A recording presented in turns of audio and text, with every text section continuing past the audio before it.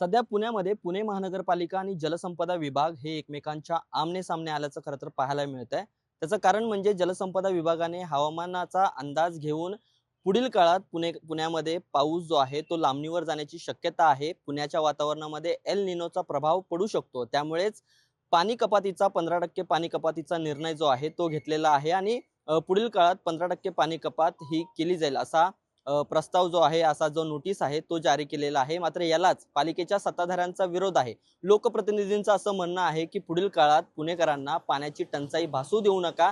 पुणेकरांना एक थेंबही पाण्याची कमतरता जी आहे ती भासू दिली जाणार नाहीये असं पालिकेच्या सत्ताधाऱ्यांचं म्हणणं आहे. मात्र याकडे गांभीर्यतेने लक्ष देण्याची गरज आहे, कारण की आपल्याकडे पावसाळा जर लांबणीवर गेला तर पुण्यामध्ये पाणी टंचाईची भीषणता जी आहे ती निर्माण होऊ शकते. त्यामुळे पालिकेकडे वॉटर मॅनेजमेंट आहे का, हा प्रश्न सध्या उपस्थित होतोय आणि सत्ताधारी जे म्हणतायत की पुणेकर पाण्याचा विपर्यास करत नाहीत.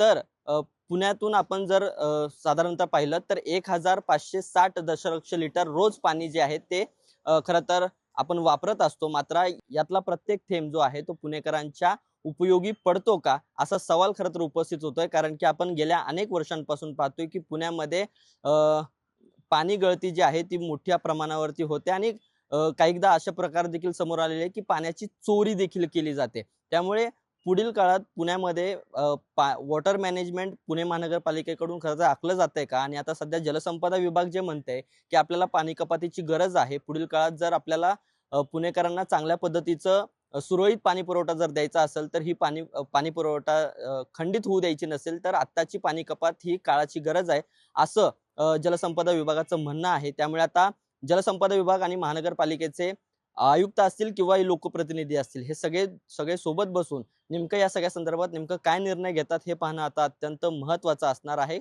आणि जर पुढील काळात आपल्याला पाण्यासाठी जर वन-वन फिरायचं नसेल तर एक महत्त्वपूर्ण निर्णय जो आहे तो घेण्याची सध्या गरज आता या ठिकाणी वाटते.